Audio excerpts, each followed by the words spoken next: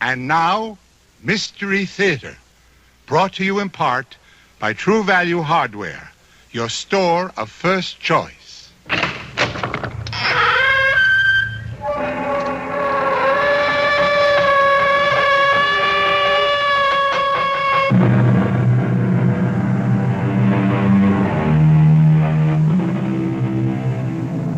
Come in. Welcome. I am E.G. Marshall. Welcome to the sound of suspense. Welcome to the fear you can hear. But mostly to the world of terrifying imagination. In the story you're about to hear, the heroine is a young woman of 77 who has reached her golden years with her sense of independence intact, with a spryness to her limbs, very good vision, and excellent hearing. But as you are about to learn, there are times when hearing well is not a blessing. I did it, Mrs. Canby. Are you listening to me?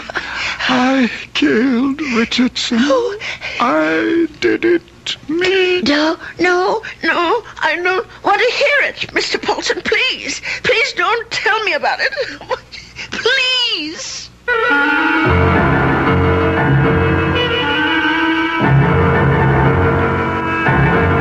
Our mystery drama, The Old Ones Are Hard to Kill, was written especially for the Mystery Theater by Henry Slessor and stars Agnes Moorehead.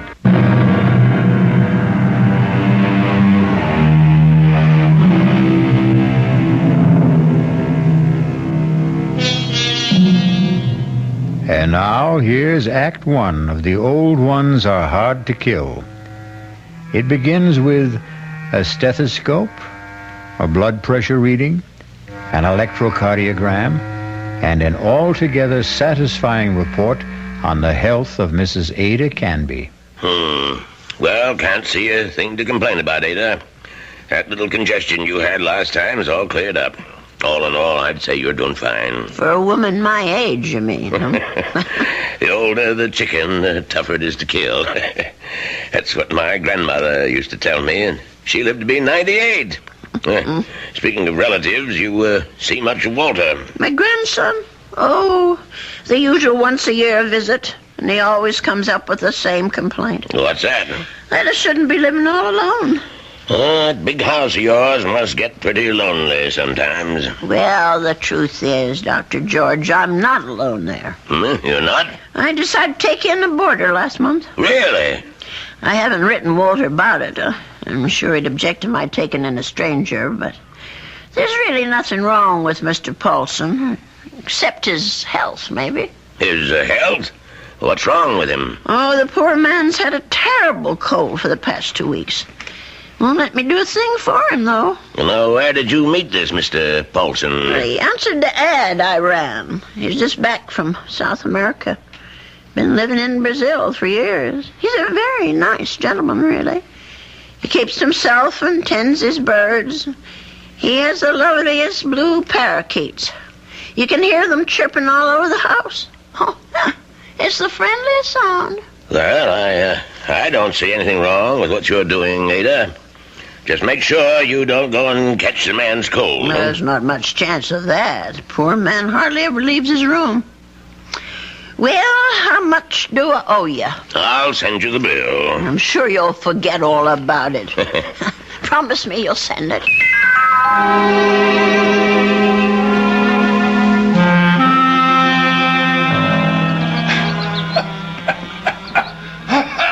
Oh, dear. Mr. Paulson? Are you all right? Yes, Mrs. Canby. I'm all right. That cough sounds worse than ever to me. Why don't you let me fix you a little hot milk and honey? No, thank you, Mrs. Canby. Thanks very much. I'm going to try to get some sleep. Well, all right, if you say so. I guess it's time I was in bed myself.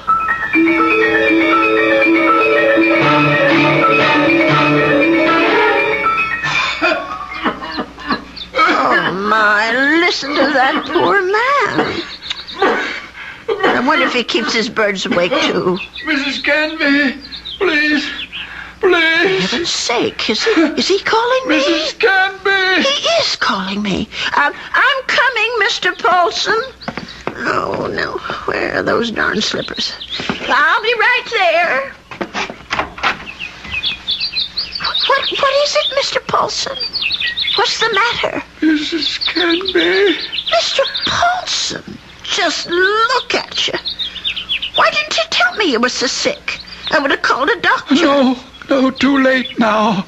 Too late. Well, I know a very good doctor. I saw him only this afternoon. I'll go and call him right now. No, please, listen to me. Well, I've got to get help for you, Mr. Paulson. I'm dying. Confession. Well, do you want a priest? Is that what you want? Richardson murdered 10 years ago. What? Murder. I did it. I killed him for money. I was paid. Did you hear me? Oh, Lord. Mr. Paulson, do you know what you're saying? Do you understand me? Lindell is innocent. I killed Richardson, not Lindell. Well, let me get help. And you can tell them yourself, Mr. Paulson, the police, the doctor. You tell them, please. Tell them to free Lindell. He's innocent. Tell them I'm the one who killed Richardson 10 years ago. Oh, I don't know anything about such things, and I don't want to I know. did it. I killed Richardson. I did it. I don't want to hear it. I don't. Please don't tell me about it, please. Mr. Paulson, Mr. Paulson? Oh, dear God, I think he's gone.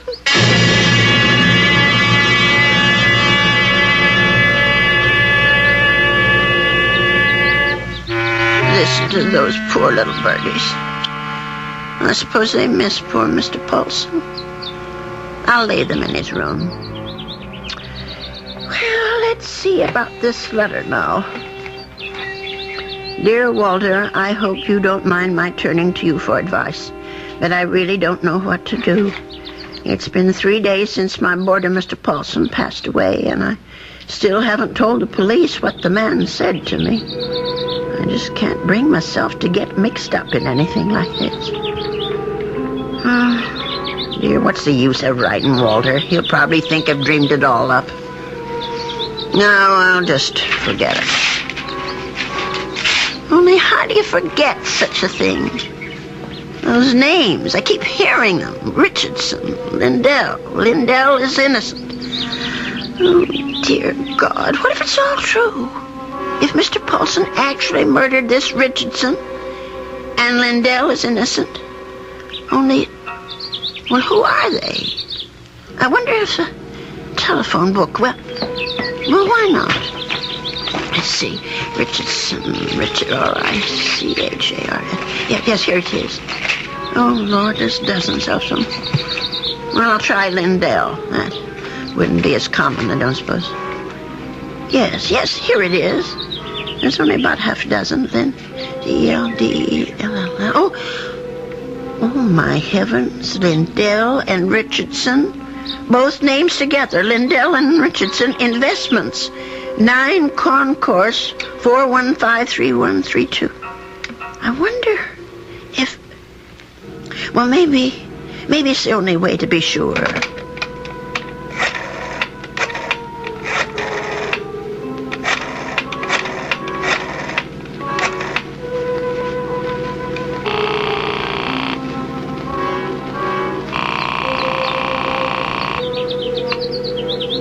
Oh, hello? May I speak to Mr. Lindell? He isn't? Well, then what about Mr. Richardson? Oh, I see. Well, is there someone there I can speak to? Yes, please. Thank you. Hello. This is Mr. Chelton. May I be of service? Well, maybe you can. I want to know about your Mr. Richardson, about when he died. I think I did business with him once, a long time ago. Well, it's 10 years, madam, just about. But if you're interested in investment advice... Well, I'll think about it. Thank you very much. 10 years. Well, It could be a coincidence. I guess it all depends on how he died. Well,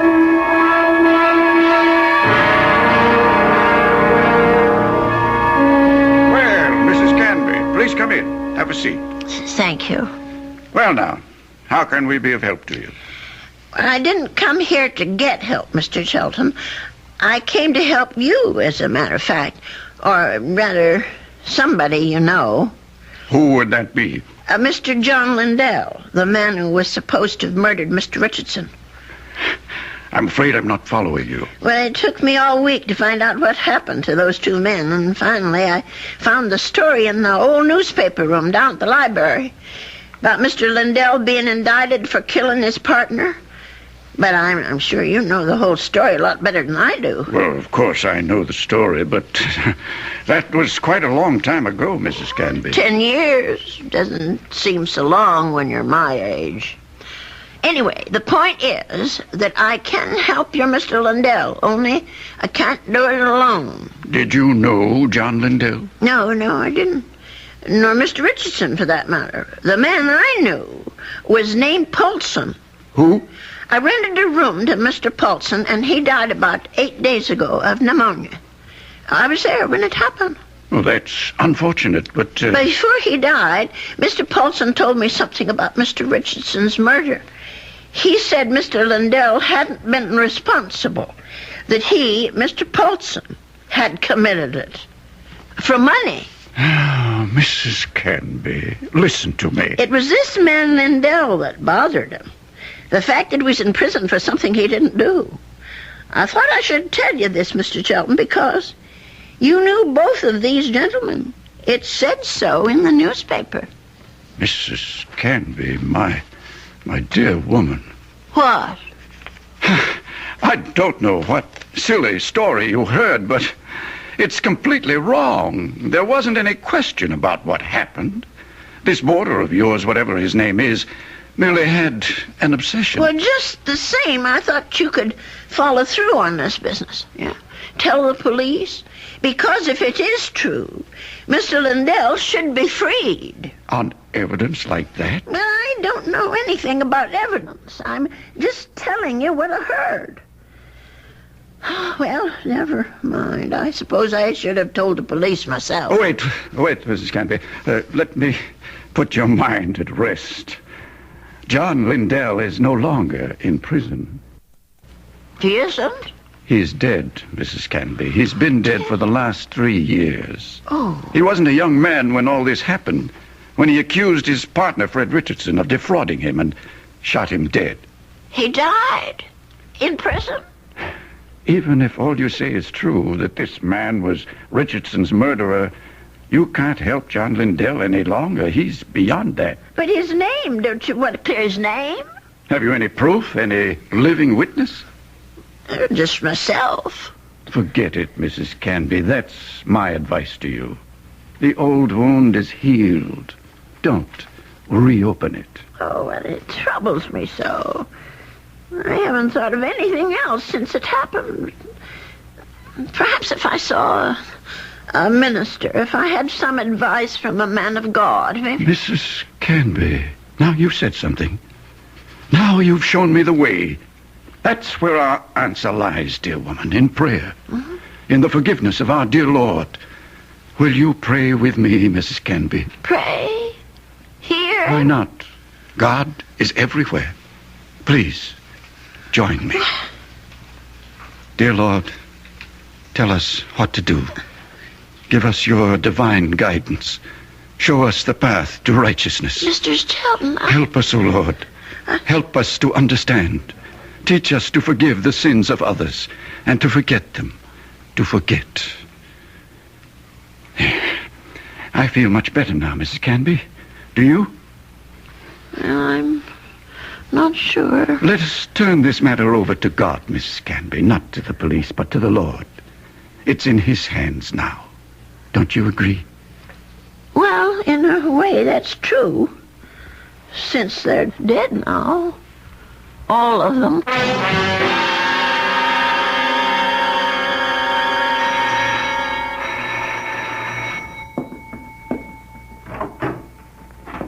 Yes? Mrs. Canby? Yes? My name's Stuart Winfield, Mrs. Canby. I understand you have a room for rent? Yes, yes, I do. Well, I'm new in town. I just arrived from Philadelphia. I've been staying at a hotel, but I'd like something homier. Well, the room I have is $35 a week. I can't offer you any meals, but you can use the kitchen all you want. Well, that sounds good to me. Would you like to see the room? Yes, ma'am, I sure would. Well, come on in then. Thank you. By the way, how did you know I had a room for rent? I was going to place an ad this weekend. Oh, I guess someone at the hotel mentioned it. I forget just who. Say, this is a real fine old house, Mrs. Canby. I can see that I'm going to like this place. Just fine.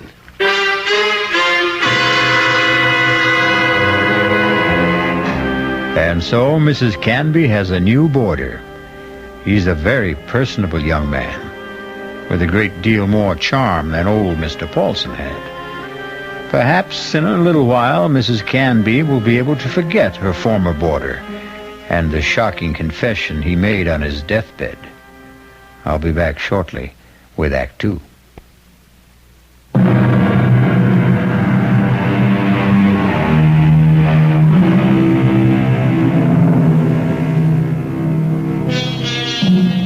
Stu Winfield took no time at all to make himself at home in Ada Canby's big old house.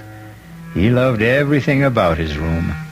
The fine old four-poster bed, the crazy quilt that Ada herself had sewn up 40 years ago, the lace curtains on the window. He even loved Mr. Paulson's blue parakeets. But what he really seemed to like best was Mrs. Canby herself. Just take me 2 minutes to get these clean sheets on the bed, Mr. Here, let me give you a hand. No, I can manage. I've been making this bed for almost 50 years. 50? You've lived in this house that long? Moved in here when I got married back in 1919. My husband David bought it for us. Our only son Ralph was born in it. And you've lost them both? Yes, they're both dead, but I haven't lost them. Oh, yes, I understand, Mrs. Canby. I guess I feel that way about my mom. Your mother's dead? Yes, she died when I was 2. Oh. Listen, Mr. Winfield, are you sure you want these birds in your room? I could take them to the parlor if you want. No, I think they're great. I think everything's great about this house.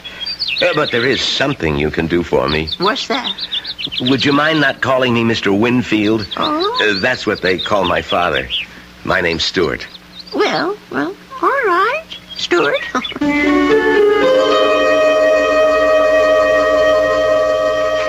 Dear Walter, I think it's about time I told you that I have a boarder in my house. Mr. Winfield is the nicest young man you could want to meet. He's a great deal friendlier than my first gentleman, Mr. Paulson, and he seems to like nothing better than to sit around evenings and talk. We talk about his home and his parents and his plans for the future. I think the poor boy misses his home and family, and I'm sort of a substitute for all that. You know, it isn't really fair, Mrs. Canby. You said I had kitchen privileges, but that doesn't mean you have to cook for me. Well, it's a pleasure, Stuart. I haven't had anyone to cook for in years. You're kidding. You mean to say you cook this good without practice? Oh, you're just being nice. I'm sure that stew is just plain ordinary. It's terrific, no kidding. It tastes like, well, it tastes like home, if you know what I mean. It depends on whose home you mean. Well, my mom cooks stews like this. That's what I meant. Your mom? What? But she died when you were only 2. Oh, well, I guess I didn't mean my mom exactly. I was thinking of my Aunt Martha. I mean, she's the one who sort of took over the cooking and stuff after my mother died. And my father's sister, you know? I see. Well, that was lucky that you had someone to take her place. Yeah, that's right. Excuse me. My Stuart, Yeah. You're not coming down with anything, are you? No, I'm fine. Just a little case of the sniffles. Listen, if your room isn't warm enough, I have an extra blanket. No, the room's just fine. Don't worry about it. Oh, you be sure now. I know I felt a little guilty about poor Mr. Paulson when he got sick. Maybe I didn't take good enough care of him. Paulson? Mm-hmm. Was that your former boarder, the bird lover? Yes, that was his name, the poor man. Well, tell me about him. Well, I don't really know that much about him. He lived here less than 2 months. Well, what sort of a guy was he? Very quiet. He kept to himself. Did you say he was from South America? I don't remember if I did or not. Well, you must have said it. Yes, of course. He was American, but he'd been living in Brazil. I don't know why exactly. Although, come to think of it, maybe I do. What do you mean? Well, it just occurred to me that Brazil might be just the place for someone who came into a lot of money and wanted to leave the country. I don't understand this. Oh, my. I really think you are getting a cold, Stuart. I'm getting that blanket out this minute. Now, wait, Mrs. Canby. I'd rather hear about... Never mind. I don't want to take any chances. I'll be right back. Yes, Mrs. Canby. Don't take any chances.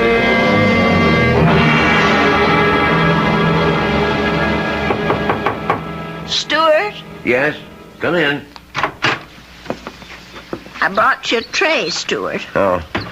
No, you shouldn't have. You shouldn't have gone to all that trouble, Mrs. Canby. Wasn't the least bit of trouble. Besides, you've got to have some supper.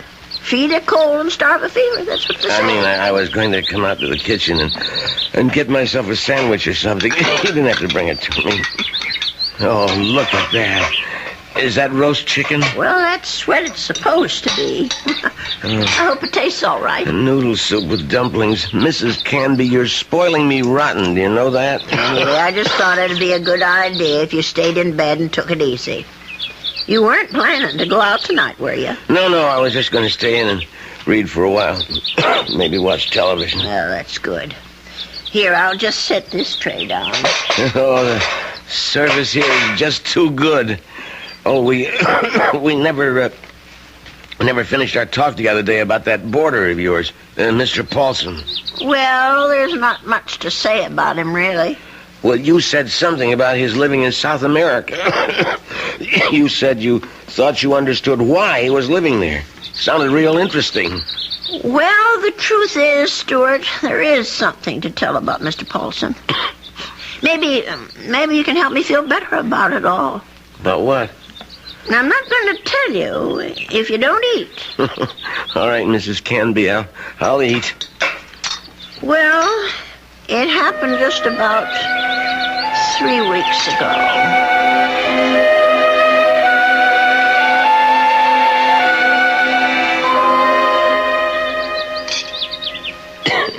You know something, Mrs. Candy? That's about the best roast chicken I've had in years. I'm sure I spoiled your appetite with all my chatter. No, that was a really interesting story. But what do you think of it all, Stuart? Do you think I did the right thing?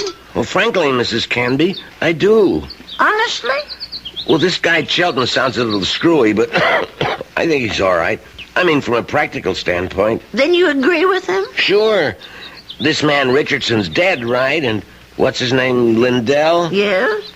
Well, he's dead too, right? And poor Mr. Paulson, the man who supposedly killed Richardson. Well, there you are. Nothing you can do will bring any of them back, right? Well, yes, but just the same. And you know the police, Mrs. Canby. They'll be hounding you forever. Tracking mud into your parlor, bothering you with questions. I just think Mr. Chelton was right. Let sleeping dogs lie. Yes, that's what I keep telling myself, but you know something? What? There's one thing Mr. Chelton forgot. And me too, I suppose. What's that? Why, the real murderer. He may still be alive, even if all the others are gone. Don't you see? No, I don't. Even if Mr. Lindell can't be helped anymore, that doesn't mean the real murderer should get away. But the real murderer is dead. Paulson. No, the killer is the man who hired Mr. Paulson. Don't you see? Is it right that he should get away with it? Now, wait a minute. You're jumping to conclusions. No, I'm not. Mr. Paulson told me that he was hired to do this thing. Well, maybe he was hired by Lindell. Maybe Lindell hired him, and then Paulson got cold feet, and Lindell did the shooting himself. No, I'm sure that isn't true. You see, I read the newspaper article all about it. Well, you really were thorough about this, weren't you, Mrs. Canby? You poor man. That coal's gone to your chest now, hasn't it? No, I'm all right. Stop worrying about me. Let's talk about this other problem of yours. Well, maybe I'm making it more of a problem than it should be. Maybe if I just told the police everything, I could forget it once and for all. No, I really couldn't advise that, Mrs. Canby. Well, it said in the newspaper story that the two men were partners in that investment firm. And Mr. Lindell thought that his partner Richardson was cheating, taking money out of the firm, and that's why he's supposed to have shot him. Wasn't there a witness to the shooting? Why, yes, I think there was. Come to think of it, it was Mr. Shelton. That's right. Well, doesn't that wrap it up for you? Well, it would if it wasn't for Mr. Paulson. Listen, Mrs. Canby, you know how much I like you. Why, in just a few days, you're more like family to me than my Aunt Martha ever was. Well, it's nice of you to say, Stuart. And that's why I want you to listen to me about this. That's why I want you to forget about this whole foolish thing and listen to you. You sound awful, Stuart. Just terrible. No, I'm all right. No, you're not all right. I'm going to get you some cough medicine right this minute.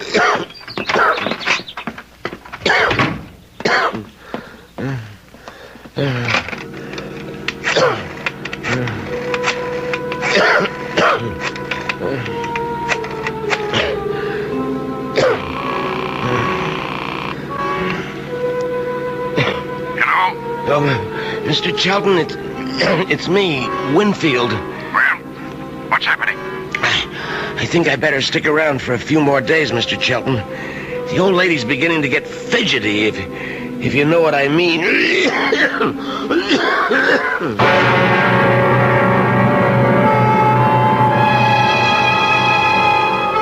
Well, something tells me that Stuart Winfield isn't such a nice young man after all. Could it be that he wasn't telling Mrs. Canby the truth about his dear mother and his Aunt Martha? Could he have not told her the truth about his plans for the future?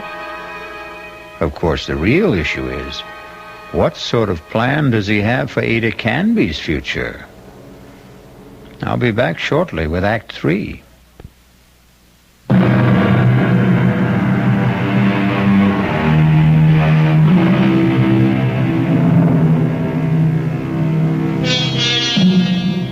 Poor Mrs. Canby. She isn't sleeping well tonight. But of course, Mrs. Canby has good reasons for insomnia. Her thoughts are whirling. Her boarder Stuart was right. She doesn't want the bother of going to the police. And she firmly believes in the old adage, if you don't trouble trouble, trouble won't trouble you. But still... Oh, my. I'm just never going to get to sleep tonight. Poor Stuart. He's still coughing. I'm sure that room is just too drafty. I never should have let any boarders in until I got the windows fixed. Oh, dear. That poor boy. I'll never forget the terrible night Mr. Paulson was coughing so badly. Huh? And the way he looked, all gray and shrunken. If only I knew he was so sick. No, if only he'd never even come to this house. Mrs. Canby, I killed Richardson. I did it. Will I ever forget the sound of that man's voice? Lindell is innocent. Lindell is innocent. That poor man. All the years he spent in jail for something he didn't do. Let sleeping dogs lie, Mrs. Canby. My Aunt Martha always said, let sleeping dogs lie. Oh, if only I could get some sleep. Let us turn this matter over to God, Mrs. Canby, not to the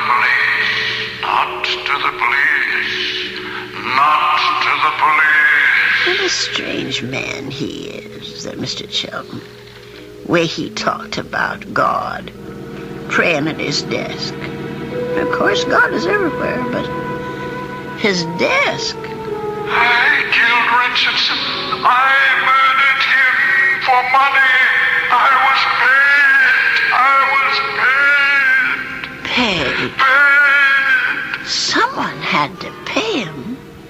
Mr. Paulson wasn't the only guilty one. Someone else was, too. Forget. Oh, dear Lord, Mr. Shelton. Shelton, what did that newspaper article say? The chief witness against Mr. Lindell was Arnold Shelton.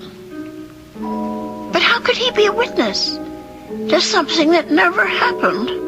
How could he be? I'll have to tell someone. I'll have to talk to someone. Yes, I'll tell Stuart about it in the morning.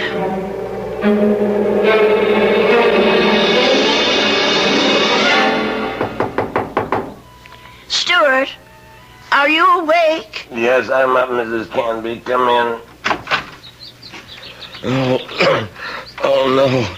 Now, don't tell me I'm getting breakfast in bed, too. Well, I know you had a terrible night last night, Stuart. You were coughing much worse than ever.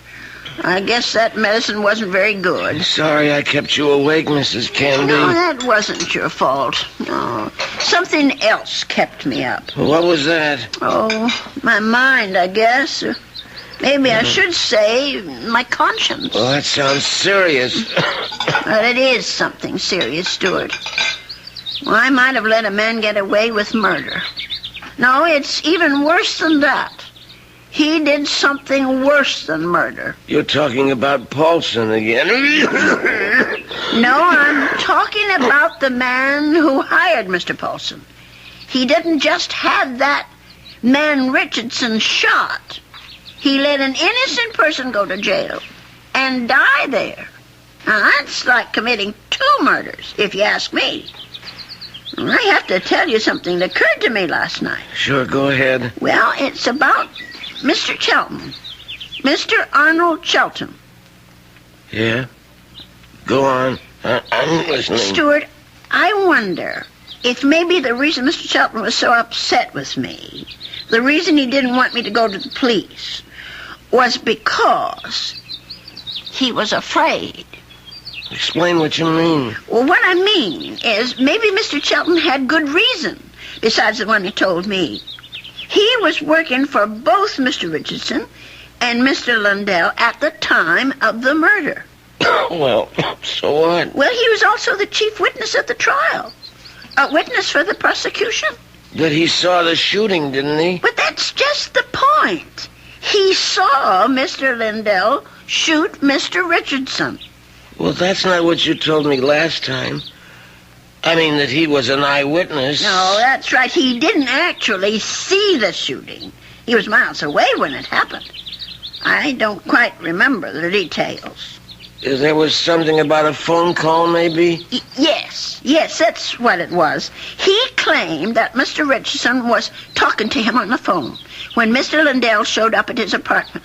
He said that Richardson cried out something about Lindell having a gun. And then he heard the shot. But how could that have happened if the gun was fired by Mr. Paulson? If, Mrs. Canby, that's the big little word, isn't it? If.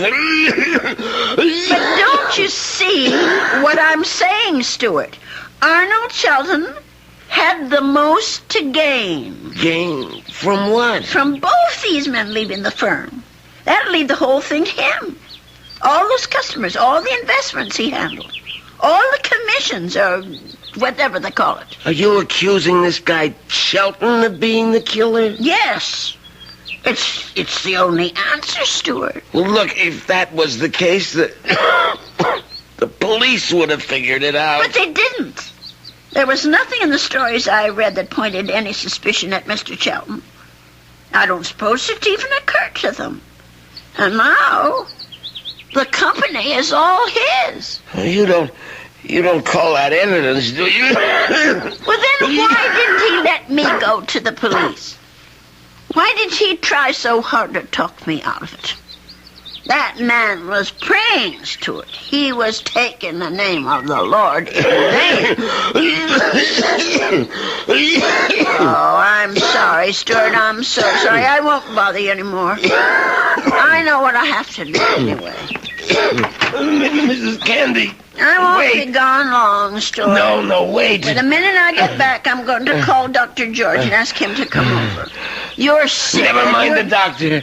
Are you calling the police? No, I won't call them. You're right. I don't want them tracking mud in my parlor. I'm going down to the station house and talk to them. I'll get dressed now and go straight there. Please think about what you're doing. I'll tell them what I know, and they can do the rest. Now, you try to eat something, Stuart. Please. Mrs. Canby.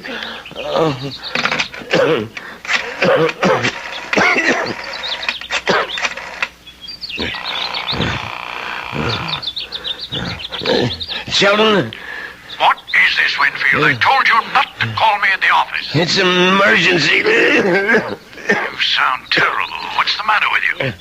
I'm sick. Only you're going to be a lot sicker. What are you talking about? The old lady. I can't stop her. She's decided to talk. What? She figured it out. Figured out exactly what you did, Sheldon, and how you did it. You fool. You've got to stop her. Do you hear me? That wasn't part of the deal, Sheldon. It's all of the deal now. The price didn't include anything like that. The price just doubled. Old ladies are always having accidents. Make her have one. Make her have one now, Winfield. All right. She's gonna have a fall down the cellar steps. Right now.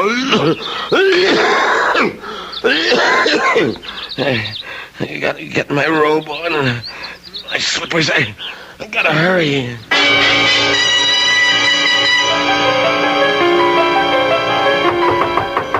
Stuart? Is that you? Open up, Mrs. Canby. For heaven's sake.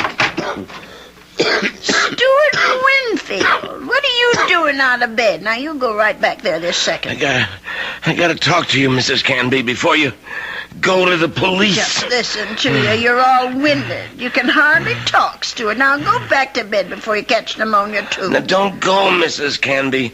It would be better if you never went to the police. Better for you. Better for me. For you? I don't understand. Well, then I wouldn't have to hurt you, Mrs. Canby. That's what I mean. I wouldn't have to do anything bad to you. Stuart, what in the world are you talking about? Come on, old lady. Stuart! You're smart, all right. You really think things through. So now think a little harder. You knew? Stuart, you knew about Mr. Fulton? That's right. That's how you knew my room was to rent, because Mr. Shelton told you. Now you're getting there, Mrs. Canby. And that's why you rented it. That's why. You were sent here. Just to watch you, Mrs. Canby. Just to see that you stayed sensible. Shelton said Mr. Shelton did. I was hoping you'd never change your mind about calling the police. I didn't want this part of it. This isn't the part I like. Let me go, Stuart, please. Just relax, Mrs. Canby. Just take it easy. Stuart, please, don't. Why, you're as light as a feather, Mrs. Canby. Just like my Aunt Martha would have been if I had an Aunt Martha. Stuart, please, put me down, please. We've got a date now, Mrs. Canby. Let me go. Stuart, let me go. Put up such a fight, Mrs. Canby. I'm sick, remember? Stuart, no. Just shut your eyes. Please, shut your eyes and don't look down. Oh, God. Stuart, those stairs. Just shut your eyes, old lady. Help me, somebody. They'll all be over.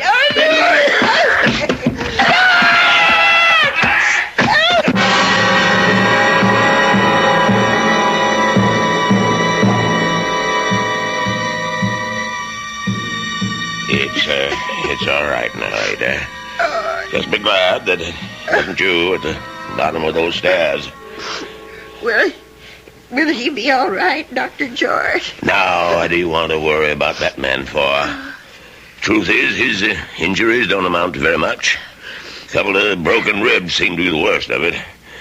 But he'll be a patient for some time before they can put him in prison where he belongs. Him and his, friend. What was that man's name again? You mean Mr. Chelton? Have they arrested him? Yeah. That's what the police detective said. I don't understand. Stewart's injuries aren't serious. It's not the fall that made Winfield so sick. His case was diagnosed as simple pneumonia at first. And then I remembered about your first boarder. Nelson, was it? Paulson. Yes, Paulson. But he had pneumonia, too. He died of it. Oh, is pneumonia contagious? Yes, it is, but this disease was even more contagious. It's a pneumonia caused by a disease called psittacosis, better known as parrot fever. You get it from sick birds, like the parakeets in your spare room. Oh, no. Mr. Paulson's birds? Sorry, Ada, but they had to be taken out and destroyed. Oh, what a shame. There's one reason I feel sorry for them. They saved your life. Made Mr. Winfield too weak even to throw a little old lady down a flight of steps. Those poor little creatures. Yeah, but you can be grateful they didn't make you sick, too. Parrot fever is so contagious that no more than one person in 1,000 could be exposed to it and escape infection. It was pretty darn close to a miracle, Ada. We're hard to kill, Doctor. Remember? The old ones are hard to kill.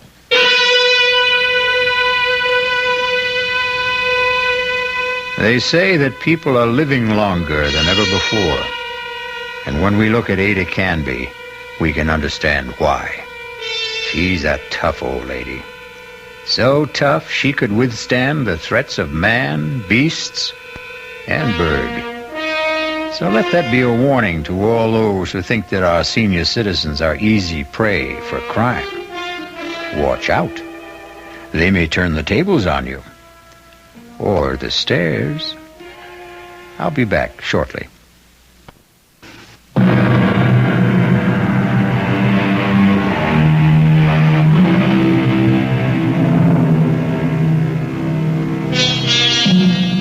We have one final comment for you on behalf of Ada Canby and old people everywhere. There's a saying, there's no fool like an old fool.